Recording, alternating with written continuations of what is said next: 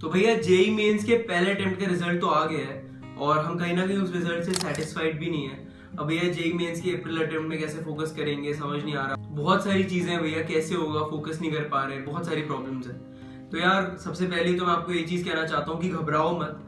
आज से 2.5-3 साल पहले मैं भी वहीं था, उसी स्टेट में था जहाँ पे आप हो। बहुत नॉर्मल फिनोमिनन है, बहुत नॉर्मल फीलिंग है जो हर एक एस्पिरेंट फील करता है पहले अटेम्प्ट के बाद। मेरा भी पहला अटेम्प्ट बहुत बुरा गया था। After my first attempt I was devastated, ठीक है। और आपने अगर अभी तक हमारी दूसरी वीडियो नहीं देखी है जेई पे जो हमने बनाई थी, उसको भी देख लेना, क्योंकि अगर आपने उस वीडियो को देख लिया और साथ में इस वीडियो को भी देख लिया तो इसका जो कंबाइंड इफेक्ट आएगा ना यार, वो 4 चांद लगा देगा आपकी प्रिपरेशन, ठीक है। तो उसको जरूर देख लेना यार। एंड उससे पहले आप अभी जाके वीडियो के नीचे कमेंट करो कि आपका जेई मेंस के पहले अटेम्प्ट में क्या मार्क्स आए हैं, ठीक है, क्या परसेंटाइल आई है, और उसके साथ लिखो कि I will make sure to better it in my next attempt. Subconsciously ना ये चीज आपके मन में बैठ जाएगी कि मैंने कहीं ना कहीं ये लिखा है तो मुझको इसके लिए वर्क करना ही करना है। और यार जितनी भी बच्चों की प्रॉब्लम है कि हम जेई मेंस के सेकंड अटेम्प्ट में कैसे फोकस करें, सेकंड अटेम्प्ट की क्या स्ट्रेटजी होनी चाहिए, वो पूरी डिटेल्ड स्ट्रेटेजाइज्ड आपको रोड मैप इस वीडियो के अंदर मिल रहा होगा, ठीक है। नए व्यूअर हो तो make sure to subscribe our channel and share it with your friends also, ताकि आपके फ्रेंड्स की भी हेल्प हो सके, ठीक है। तो सबसे पहले तो यार अभी जो स्टेट चल रही है, जो स्टेट मैंने अभी मेंशन करी थोड़ी देर पहले, इस सिचुएशन में जो जेई एस्पिरेंट्स होते हैं ना वो मेजरली 3 कैटेगरी में होते हैं। पहली कैटेगरी होती है यार डू और डाई स्टूडेंट्स। उनका ये होता है कि यार हमने पहला अटेम्प्ट दे दिया है, अब जो अटेम्प्ट है ये हमारा लास्ट अटेम्प्ट होने वाला है, इसके बाद हम जेई मेंस में कोई और अटेम्प्ट नहीं देने वाले। ये शायद ड्रॉपर हो सकते हैं या हो सकते हैं जो 12th के एग्जाम दे के अभी निकले हो, और उनका वो कि हमारा लास्ट अटेम्प्ट है, इसके बाद हम कुछ नहीं देने वाले। दूसरे स्टूडेंट्स होते हैं यार जिनका मेजर फोकस होता है बोर्ड्स पे। उनका होता है कि हमारा मेजर फोकस तो सीबीएसई बोर्ड्स है, साथ ही साथ हम जेई की भी प्रिपरेशन थोड़ी कर रहे थे, लेकिन मेजर हमारा 12th का है। शायद हमारा जेई ना भी हो तो कोई दिक्कत नहीं है, हमारा मेन था कि हमारा सीबीएसई निकल जाए। तीसरी कैटेगरी यार उन स्टूडेंट्स की जिनको लग रहा है कि यार हमारा जेई तो बर्बाद हो गया पहला अटेम्प्ट, दूसरे में भी क्या ही हो जाएगा 2 महीने में, ठीक है, तो हम लेंगे ड्रॉप। तो यार तीसरी कैटेगरी के स्टूडेंट्स को मैं पर्सनली एक चीज कहना चाहता हूँ कि भाई क्यों ऐसा तुम अभी से क्यों सोच रहे हो कि तुमको ड्रॉप ही लेना है। अगर तुम ये चीज सोच के चलोगे कि यार ये अटेम्प्ट तो देख लेंगे, शायद अच्छा हो जाए शायद ना हो, लेकिन मेरे पास ड्रॉप का ऑप्शन तो है ही, तो अगर तुम्हारा 1% चांस है ना भी ड्रॉप का, तो मुझसे लिखवा लो, वो 100% में तब्दील हो जाएगा, क्योंकि आपके माइंड में वो बैठा हुआ है। अगर इसको और प्रोफेशनल सेंस में मैं कहूं तो it's the game of plan B. If you have thought in your mind that you have got a plan B, तो तुम्हारे पास ज्यादा प्रोबेबिलिटी हो जाती है फेल होने की। लेकिन अगर तुम यहीं पे ऐसे फंक्शन करो कि मुझे फर्क नहीं पड़ता यार, मैं ड्रॉप लूंगा ही नहीं, मतलब consider it as your last attempt, सोचो इसके बाद कि जेई होगा ही नहीं, इसके बाद तुम्हें पता होगा कि तुम अपना 100% नहीं, तुम अपना 10,000% दोगे। इस वजह से अभी ड्रॉप का मत सोचो। ड्रॉप का कंसिडर भी करना है तो रिजल्ट के बाद करना चाहिए। अभी प्रिपरेशन में क्यों कर रहे हो, अभी प्रिपरेशन में ड्रॉप का मत सोचो यार, सीरियसली कह रहा हूँ। मैंने अपने बहुत दोस्तों को इस ड्रॉप के चक्कर में बर्बाद होते हुए देखा, फिर उन्होंने ड्रॉप के ईयर में भी सेम चीज एक्सपीरियंस करी थी। सिंपल सी बात है यार, अभी तो तुम खुद को बोलोगे एंड में कि कोई नहीं 1 साल पड़ा है ड्रॉप लेके देख लेंगे, लेकिन ड्रॉप ईयर में जब ये प्रॉब्लम आएगी तब क्या करोगे, तब तो प्रेशर झेलना पड़ेगा। सेकंड ड्रॉप का थोड़ी सोचोगे। तो इससे बढ़िया है सोचो कि अभी ये मेरा लास्ट अटेम्प्ट है और इसमें मुझे अपना बेस्ट देना है। तो भाग मिल्खा भाग में लाइन थी ना, जिसमें राइवल टीम का कोच मिल्खा सिंह को बोलता है कि मिल्खा सिंह, ये आपकी जिंदगी की आखिरी रेस साबित हो सकती है, दौड़ूंगा भी वैसे ही। तो वैसे ही दौड़ना है तुमको यार, जैसे तुम्हारी जिंदगी की लास्ट रेस है ये। ऑल्दो जिंदगी की लास्ट रेस नहीं होती कुछ भी, लेकिन तुम्हें करना ऐसे जैसे लास्ट जेई है, ठीक है। तो ड्रॉप का ख्याल अभी दिमाग से निकाल दो यार, बेसिकली ये कहने का मतलब है। तो यार एक और चीज, बहुत सारे बच्चों को ये डाउट आ रहा है, कुछ बच्चों को लग रहा है कि भैया जो अब जेई का अटेम्प्ट आएगा वो इजियर होगा, कुछ बच्चों को लग रहा है भैया अब जो जेई का अटेम्प्ट आएगा मेंस का अप्रैल का वो डिफिकल्ट होगा। तो बहुत बच्चे इसी डाउट में कहीं ना कहीं टॉगल कर रहे हैं। तो यार एक चीज समझ लो, मैं इस पे ये चीज तुम्हें समझाना चाहता हूँ कि जेई मेंस का attempt will be easier and difficult at the same time. भैया ये कैसे हो सकता है, समझाता हूँ। जेई मेंस के जितने भी एस्पिरेंट्स हैं जिन्होंने पहला अटेम्प्ट ऑलरेडी दे दिया है, उनको एक एग्जाम टेम्परामेंट पता लग गया है। उनको पता लग गया है कि एग्जाम में उन्हें किस चीज पे एंजाइटी होती है। उन्हें पता लग गया है कि वो कौन से टॉपिक में, कौन से चैप्टर के कौन से क्वेश्चन में थोड़ा सा कहीं ना कहीं एंग्शियस हो जाते हैं, कौन से क्वेश्चन पे उन्हें ज्यादा स्ट्रेस हो जाता है, कहाँ पे उनकी कौन सी शॉर्टकमिंग्स है, उनको पता लग जाएगा, उनकी खामियां क्या है, ठीक है। ये सारी चीजें उनको पता लग जाएंगी। तो ये भी एक रीजन होता है, क्योंकि उन्हें सब चीजें पता लग गया तो वो बेहतर तरीके से परफॉर्म कर पाएंगे सेकंड अटेम्प्ट में। दूसरी चीज है यार कि जिनकी 99% से ज्यादा आ रखी है, वो कहीं ना कहीं थोड़ा सा चिल मोड में हो जाते हैं, रिलैक्स मोड में हो जाते हैं, जो कि उनका होना बनता भी है। जेई मेंस को लेके, और अब उनकी सीधी तैयारी हो जाती है जेई एडवांस को लेके। अगर आप भी एक ऐसे स्टूडेंट हो तो आपकी सीधा तैयारी होनी चाहिए जेई एडवांस को लेके। और इस वजह से जो आप 99% से ज्यादा ला रहे थे स्टूडेंट्स, उनकी मात्रा कहीं ना कहीं कम हो जाती है। भैया फिर जेई मेंस का अटेम्प्ट डिफिकल्ट क्यों कहते हैं लोग? तो देखो यार, it will be difficult at the same time, because ये चीज जो आप सुन रहे हो, ऐसे आपके बहुत सारे कंपेटिटर सुन रहे होंगे, और आपको इस बात का अंदाजा नहीं है कितने लोग एक्चुअली में इस चीज को सुनेंगे ही नहीं, बल्कि इसको लिखेंगे और साथ ही साथ अप्लाई इम्प्लीमेंट भी करेंगे। एंड मेक श्योर कि आप स्पेसिफिकली आप जो इस वीडियो को देख रहे हो, आप वो सारे स्टेप्स लो। अगर आप वो सारे स्टेप्स लोगे तभी आपको डिजायर्ड आउटकम रिजल्ट मिलेगा। तो यार इसके लिए आपको एक स्ट्रैटेजी अपनानी पड़ेगी, जो मैं बहुत बार अपनी वीडियोस में बता चुका हूँ। वो है एक पर्सनलाइज्ड स्ट्रैटेजी। वो स्ट्रैटेजी बेसिकली ये है कि आपको एक सेल्फ एनालिसिस करना होगा अपने जनवरी अटेम्प्ट का। अब इसका मतलब ये नहीं है कि भैया हमने कोई भी यूट्यूब की वीडियो जाके खोल ली और उसमें जाके टाइप कर दिया कि एनालिसिस ऑफ जनवरी अटेम्प्ट। यार वो वाले अटेम्प्ट की बात नहीं करना मैं, कि कौन से शिफ्ट में कौन से चैप्टर का ज्यादा वेटेज था, कौन से चैप्टर का कम वेटेज था। वो तो चलो जरूरी है ही है, उससे आपकी कहीं ना कहीं प्रैक्टिस बेहतर हो पाएगी, एफिशिएंसी बेहतर हो पाएगी। लेकिन एफिशिएंसी बेहतर करने से भी पहले का जो स्टेप है वो है सेल्फ इंट्रोस्पेक्शन। सेल्फ इंट्रोस्पेक्शन पता लगे, एक पेपर लो, उसमें अपनी शॉर्टकमिंग्स लिखो, उसमें लिखो कि यार मैं कहाँ लैग कर रहा था, एग्जाम डे पे मैं कहाँ पे बिल्कुल ही ना ब्लैकआउट हो रहा था, मुझे इस चीज में प्रॉब्लम आ रही थी, मुझे फिजिक्स में इस चीज में प्रॉब्लम आ रही थी, मुझे फॉर्मूला में प्रॉब्लम आ रही थी। वो सारी चीजें नोट डाउन करो, ठीक है? वो सारी चीजें नोट डाउन कर लेना, सबकी अलग अलग हो सकती है। मेजरली अगर मैं बताऊं तो बच्चों की जो ज्यादातर प्रॉब्लम्स होती हैं वो होती है, पहला कि भैया हम बोर्ड बैलेंस नहीं कर पा रहे, हमारा जो सीबीएसई का बोर्ड एग्जाम आ रखा है बीच में, हमें उस चीज को भी मैनेज करना है, साथ में जेईई मेंस का सेकंड अटेम्प्ट भी मैनेज करना है। सेकंड है कि भैया हमें बहुत सारा प्रेशर आ जाता है एग्जाम हॉल में, हम क्योंकि उस प्रेशर में होते हैं तो हम बेटर परफॉर्म ही नहीं कर पाते। भैया हम कैसे करें, ठीक है?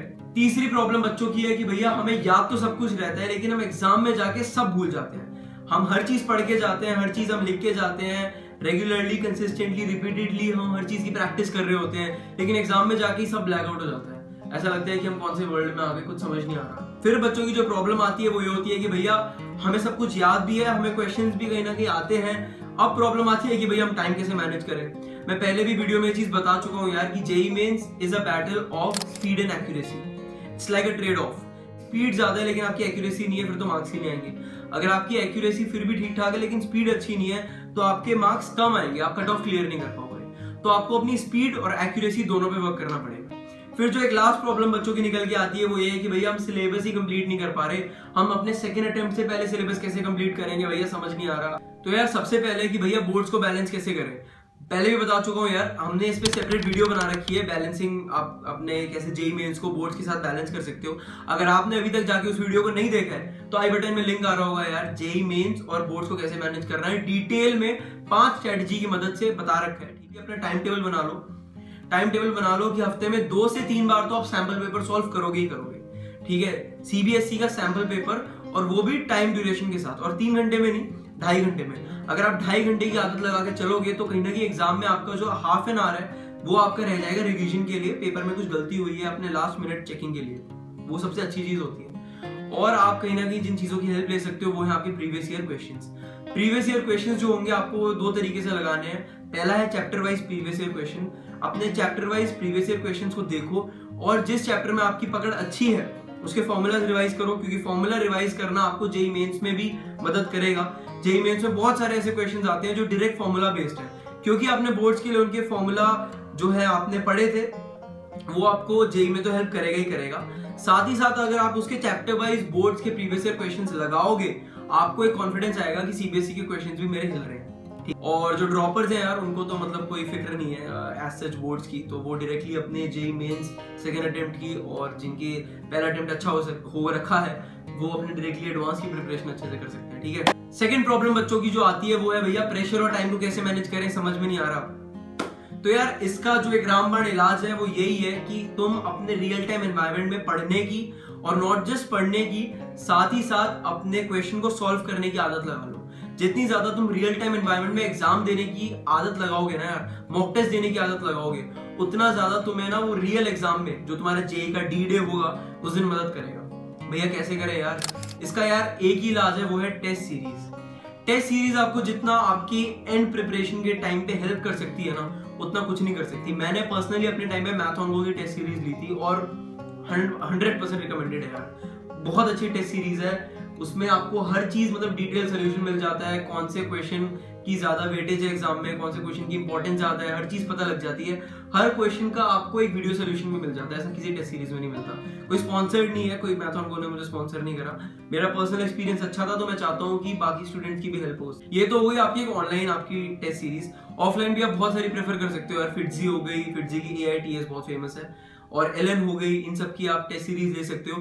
टेस्ट सीरीज से आपको, मैं बहुत बार बोल चुका हूँ, टेस्ट सीरीज से आपको पता लगता है आपकी प्रिपरेशन किस लेवल पे है, आप गेज कर पाते हो कि आप कौन से लेवल पे स्टैंड कर रहे हो अपनी प्रिपरेशन के। तो वो चीज दिमाग में रखना, ध्यान में रखना, आपको पे आउट करेगी करेगी। और दूसरी चीज जो आपको हेल्प कर सकती है आपके प्रेशर और टाइम की प्रॉब्लम में, वो है कि आपको थोड़ा थोड़ा ना, क्योंकि जेईई मेंस में जो क्वेश्चंस आते हैं कई बार फॉर्मूला बेस्ड होते हैं। अगर डिटरमिनेंट का कोई क्वेश्चन आया है और आप उसको कन्वेंशनल तरीके से फॉलो कर रहे हो तो वो आपको बहुत सारा टाइम ले लेगा, एंड एंड में शायद आपको बहुत ज्यादा ना निराशा फेस करनी पड़े, क्योंकि आपसे वो होगा नहीं। इसकी बजाय आप जो चीज कर सकते हो वो है कि कुछ कुछ शॉर्ट ट्रिक्स होते हैं, बहुत सारे टीचर्स करा देते हैं। जैसे निशांत वोरा सर ने अपने चैनल पे बहुत सारे शॉर्ट ट्रिक्स अपलोड कर रखे हैं इंटीग्रेशन के, कि आप टेबल बना सकते हो D और I, और ठीक है, फिर उससे क्रॉस मल्टीप्लाई कर सकते हो और साइन को इंटरचेंज कर सकते हो। ठीक है, वो बहुत सारी टेक्निक्स रहती हैं। वो टेक्निक की आपको अहमियत तब पता लगेगी जब एग्जाम में जो क्वेश्चन आ रखा था सब सॉल्व कर रहे हैं बाय पार्ट्स लगा के, पूरा फॉर्मूला कर करके आपने उसको कर दिया 10 सेकंड में, 15 सेकंड में। ये पावर होती है शॉर्ट ट्रिक्स की।